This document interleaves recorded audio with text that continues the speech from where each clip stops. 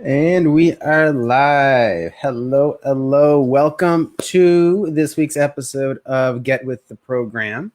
I am your host, Jeremy DeMerchant, the sales strategist.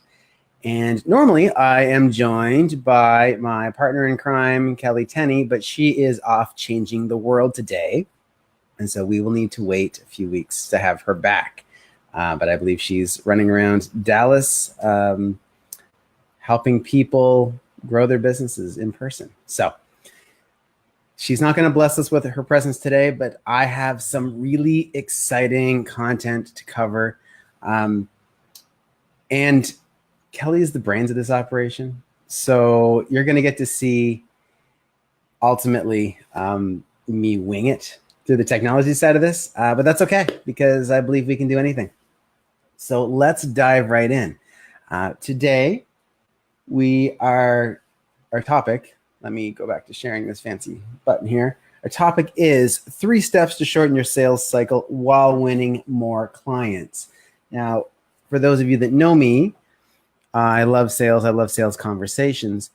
And the last couple of weeks, I've experienced some pretty big wins for clients around shortening the sales cycle and helping them get more clients, obviously. So I wanted to share some of these key pieces with you, and I think you're going to like it because most of these things aren't talked about.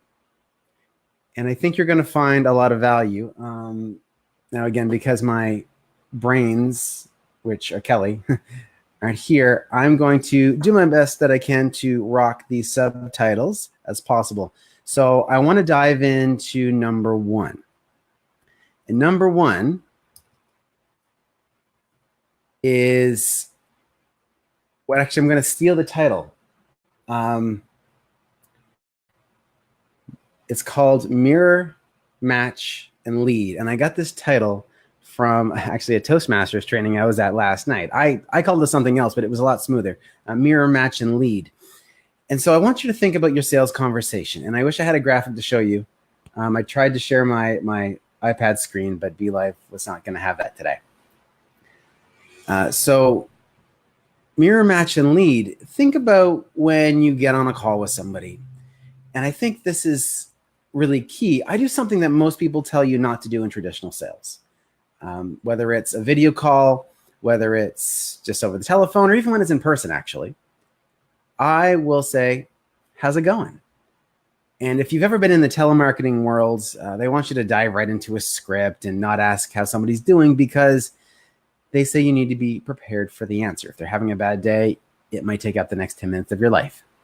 But I'm hoping that the people watching this video, you, are looking to build a connection and looking to provide value in the form of some kind of product or program that is going to be a game changer to your clients. And so it's important to have that connection. So when you start that conversation off, ask how they're doing. And I'm sure you do. But have you ever paid attention to exactly how their energy comes across? So the tone of voice, the speed that they're talking, their overall energy. And so, for example, if you say, "Hey, how's it going today?" and they go, "Well, it's all right." You want to listen for that and you want to match it. And so I'm not going to come into someone and says, "Well, it's all right," and go, "Well, let me tell you about this great product that I have. It's going to change your life." Okay.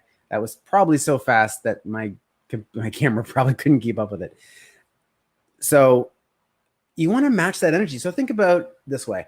If you have a prospect, whether it's in person, on the phone, on video, whatever, and they come in and they say, "Oh, I'm all right." You want to come in just slightly above their tone. And this is a technique, and there's a reason for this. And this is because what'll happen is if you come in just a little above them, they will gradually come up and meet you in energy. I realize my hands are in a very poor place for a video here. But if you want them, let me do it this way. Is that going to work? There we go. So if you come in above them, they're going to slowly through the conversation drift up to meet you. And if you continue to do this step by step, now it's got to be like just bit by bit, because if you come in and they're down here, oh, it's all right, and you come in, hey, let me tell you about this great program, there's going to be such a disconnect that they're just going to check out. They're just going to feel like there's no connection at all. And there could be it could be so bad that no matter what you say, you're going to lose them. So don't let that happen. Come in just above, okay, just a little bit above. And as they continue to follow, right? So you're going to mirror and you're going to match, and then you're going to lead them up. And what happens is they start the conversation off, for example, down here. And by the end of the call, their pace has increased, their tone has increased, their energy has increased, and they're up here. And the only thing that they can claim responsible or make responsible for that change is the conversation was with you. So you suddenly become the reason why they went from, oh, it's okay, to the day is friggin' phenomenal. Right? So think about that. So you want to mirror where they're at, match, and then lead them up, eventually to a much higher level. And I wish, do me a favor, comment if you know if BeLive has a drawing feature, because that would be super awesome. Yeah, I don't really want to hunt down a drawing program. So that's number one. Okay, so that mirror, match, and lead is step one.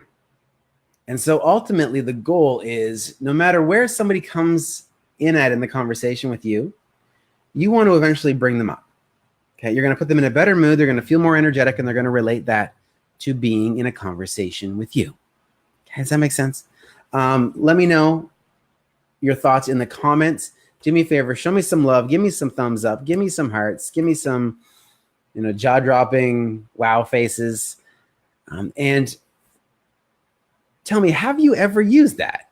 Now we've all heard the concept of in sales how to mirror somebody physically. Like if they have their hand on their chin, you do that and they feel like you're connected. And it's very similar, but it's based on the tone of voice. You can combo them up so you are doing the physical mirroring as well. But this is more about shifting the energy. Okay, and that helps them actually get into a better mode to buy. So let me know if you've ever tried that before, or if you're willing to try it. Put that in the comments below. I'm super excited to see. And if you have tried it, let me know. And I'll go back to the comments and give you some feedback. If you've tried it or some challenges you might have faced, let me know. Step number 2. This is a big one. And I don't know why people struggle with it so much, but when I first started out in the sales world, it was at a call center, and I was taught ABC, always be closing. Now, I agree with that in some context. You want to continue to do little temperature checks throughout the call to make sure you're on track.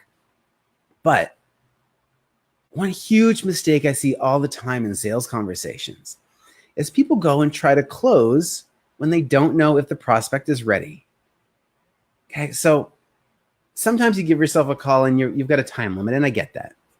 But if you feel like the emotional connection hasn't been made or the authority hasn't been built up, you want to avoid asking for that sale if you don't feel like they're, and this is a horrible word, but they're sold, right? If they're bought into what you're doing, because ultimately you want to present to them a solution to a problem. And if you haven't done a good job showing them the value, showing them why your solution is the one that they should be engaging with or choosing, then why would you ask them for money for it? Right? And I relate it to the dating world. When it comes to dating, right? How many watching this live have ever dated, right? I hope you put your hand up. Even if nobody's watching you, and I know nobody's watching you, put your hand up. Just play along. Awesome. Now, if you've been to the point in your relationship where you've actually gone and popped the question you proposed, or maybe you were proposed to, did you or the person proposing have a pretty good feeling that the answer was going to be yes? Probably did. But we seem to think that it's different in the world of sales, but it's not. Sales is a relationship. And when you ask for the sale, it is like proposing. Now, you don't need to be 100% sure, but let's get you 90%, right? And keep in mind, just like in the dating process, there's There's check-ins, right? The temperature checks, as I mentioned, to see, are things going well? Because hopefully if the relationship is in shambles, you're going to know long before you decide to go and propose. But if you think things are going well, you're going to want to have some type of assurance that they're going to say yes. So ultimately, if you're not 100% sure, or let's say 90%, you're never going to be 100% sure. But if you're not 90% sure that they're going to say yes, then don't ask yet. And I see this all the time because, of course, in coaching businesses and any service-based business, you do have a time limit, right? You can't have a sales conversation forever. I think my record was 4.5 hours. Don't do that to yourself or to your customer, please. But when you have that time limit and you're coming towards the time, if you don't feel like there's been enough time, enough engagement, enough mutual interaction, that you feel like, one, that they're an absolute no-brainer to go into your program or to buy your service, right? You got to be sold first, right? Give yourself permission to sell. Then, and you're not sure that they're ready to say yes, that they see the value, then just don't close. Instead, are you ready for this? Total, like, outside the box idea. Book a follow-up. Okay, so think about this. If you're on a call with somebody, and let's say you're the client, and you're hearing about this great solution, let's make it something everybody can relate to. Let's say a car. If you're in a car dealership and you're looking at the car, but you're not sure, is that car salesman going to say, you want to buy it? No, they're not going to ask you that if they don't feel like you're likely to say yes. They're going to try to move you further along in the relationship process. They're going to offer you a test drive. Hopefully, it's not until after they figure out what you're actually looking for. They're going to offer you a test drive, let you enhance that relationship. And then hopefully they'll ask you what questions you have or if you have any questions. Or a lot of car salespeople will say, so what are you thinking? And that's okay, right? Because it ultimately is an open-ended question. So they're going to get that temperature check. So they're not going to hand you a contract or slide an agreement in front of you and hand you the pen if they don't feel like they found the solution, or at least they shouldn't. So the same thing goes for you in your business. If you don't feel like the person you're talking to is, one, they're a great fit for your program. Okay, that's got to be the priority. But two, if you don't feel like they see it yet, don't put them in a place where they have to say no if you can help it, right? And so picture this. You got this wonderful couple and they're walking along the beach, and all of a sudden the guy, and it's 2018, so it could be either the guy or the girl, or we're not going to get into that. Anyway, a couple, gender neutral, whatever. But one of them turns around to the other and says, will you marry me? Well, what happens when the other person isn't ready? When the answer is, I don't know, or no. Things start to fall apart really quick. It's like there's this wedge drawn through because suddenly all this meaning is associated with when somebody says no. Now, it's not always like that in sales, but think about it. You want to build a strong, long-lasting relationship with your clients. So stop popping the question before you know, or at least are pretty confident they're going to say yes. Take more time if necessary. Schedule the follow-up. One call closes sound really, really sexy, but they don't happen as often as we might like. And I think that's okay, because if we need to build more relationship, we should go build more relationship. All right. So that's number 2. Don't propose until you're confident they're going to say yes. And so book the follow-up if you're not confident. Now, number 3, this is a question that I ask nearly every single person if I'm booking a follow-up. And it's not so much a question, actually. It's more of a statement. So what happens, and I want you to picture a graph, an X and Y axes, and let's just say it's tracking energy. The energy, like the enthusiasm of the person, the tone of their voice. And what happens is, I'm not sure if this is going to be mirrored or not. Okay, we're going to pretend this looks right. So let's say they start here in the sales conversation, and you get them up really, really high to the point where they're enthusiastic. you know they're in the right mindset to buy, but you're not quite there on the value, you need to book a follow-up. Or you ran out of time and you need to book a follow-up, whatever it is. Their energy's up here. Well, what's going to happen is after that call, they're going to go and tell somebody that they're thinking about buying your product or service. And that's great, except the person that they're talking to has no idea about the conversation you just had. And so they're going to start planting all these questions in your customer's mind or your prospect's mind that they might not have the answer to. And so what happens if we say the energy is like way up here when they get off the call, and then they go to their brother or sister, and the brother says, oh, I've heard about companies like that. You should really be careful. And their energy is going to start to drop. And, oh, well, I heard about a similar service. My buddy down the road offers that same thing. Ooh. And then the energy is going to drop and drop and drop. And in fact, the longer that you waited to book that follow-up call, this is actually a bonus tip. The longer you waited to book that follow-up call, the more time they have to have their energy drop. And so what happens is you get to that follow-up call, and especially if it's a phone call, if they're starting to go, oh, I don't know, all these questions popped up and I didn't feel like I was informed because he didn't answer them, all they need to do is not answer the phone. And they're out of it. Just like that. So they stood you up. They don't care. They'll probably never talk to you again. That's how easy it is. So this is my trick. There's 2 steps, but the big trick is, and it's not a trick, it's a strategy. Set the expectation. And so Mr. and Mrs. Prospect, and we've had a great conversation, but I don't feel like we're quite there. So what I'd like to do is book a follow-up call so we can get a little deeper and get a little more clear on exactly how this will best support you. Does that sound fair? And they're going to say yes, usually. And then I'm going to follow up with, great. So what's going to happen is as soon as we get off this call, you are going to get flooded with questions. Okay. Some of them are going to be from you. Some of them are going to be from your spouse. Some of them are going to be from any friends that you talk to. And that's okay, because questions are going to come up that we didn't think to cover. So what I want you to do is set aside a piece of paper and a pen. And whenever a question pops into your head, I want you to write it down. And then when we jump on our call, we're going to go through the list and make sure you get all the information you need to make the best decision for you and your business.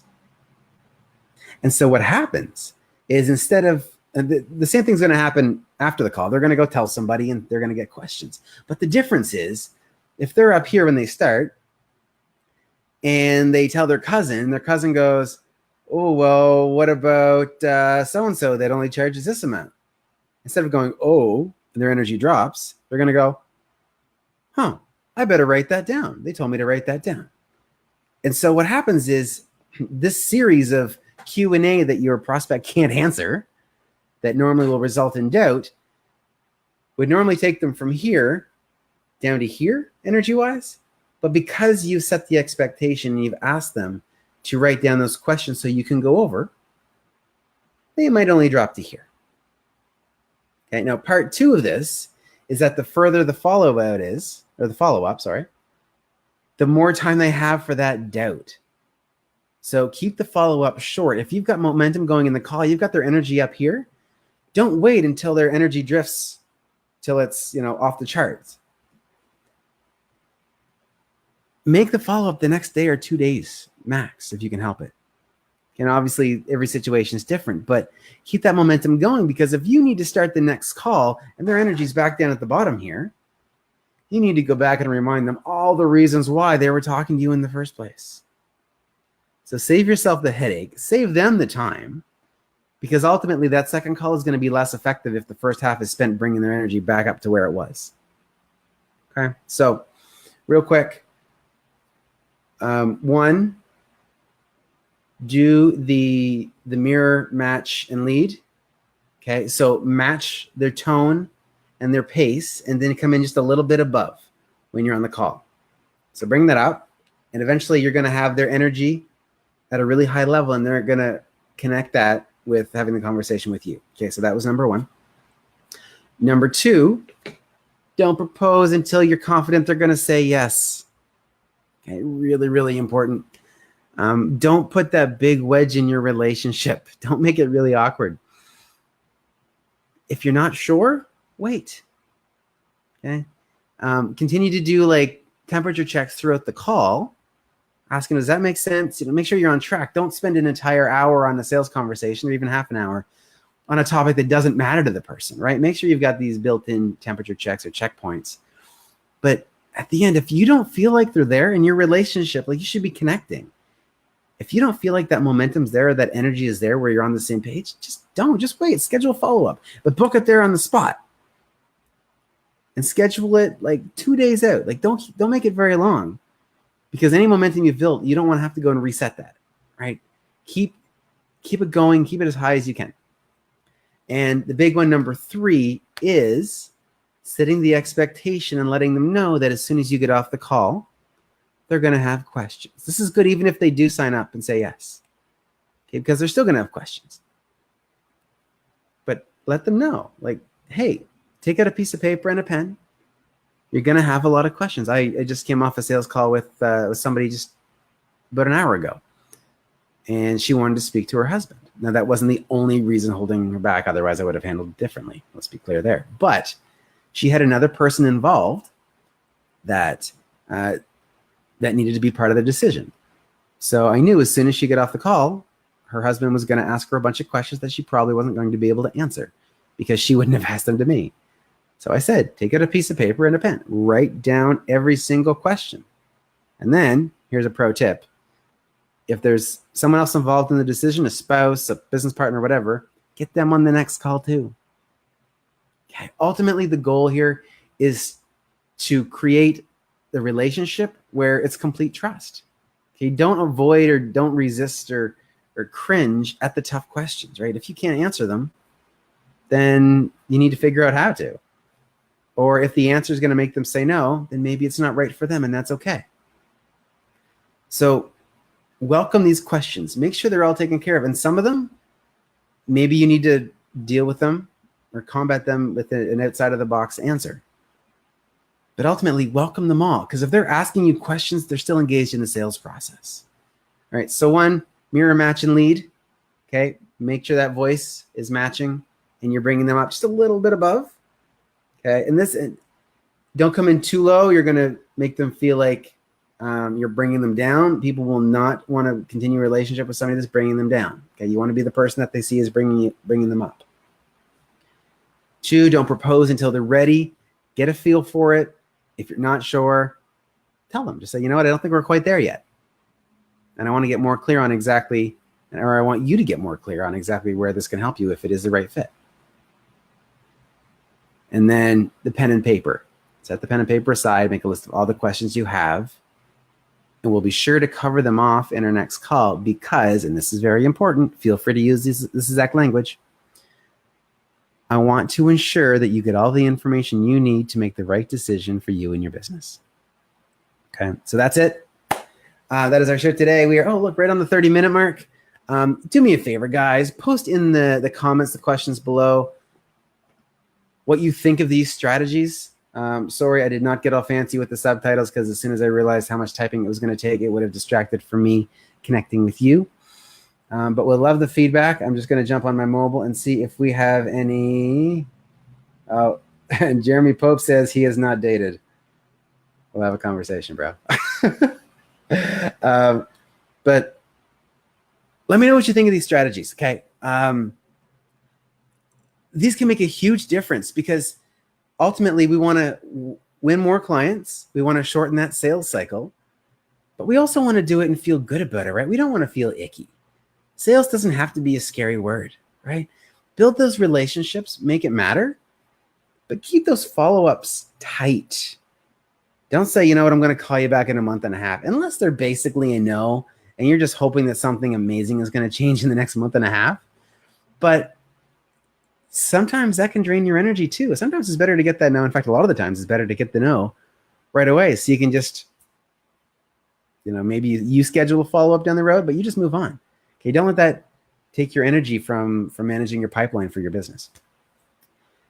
So let me know what you think. Would love to hear your feedback on my thoughts, my ideas. I don't always have the 100% right way to do things, but there's more than one way to close a sale.